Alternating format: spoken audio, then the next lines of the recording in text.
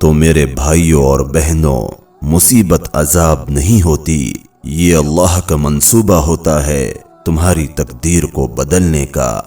رات کی خاموشی میں جب تم اکیلے ہوتے ہو اور صرف ایک سجدہ ہوتا ہے تو وہ سجدہ زندگی بدل سکتا ہے۔ رات کے اس وقت جب دنیا سو رہی ہوتی ہے تب اللہ تم سے کہتا ہے، کیا کوئی ہے جو مجھ سے مانگے اور میں اسے عطا کروں؟ صرف اٹھ جاؤ اور ایک سجدہ کرو اور پھر دیکھنا کہ اللہ تمہاری زندگی کیسے روشن کرتا ہے۔ اگر تم سے غلطیاں ہوئی ہے تو رو لو، مگر اللہ سے دور مت ہو۔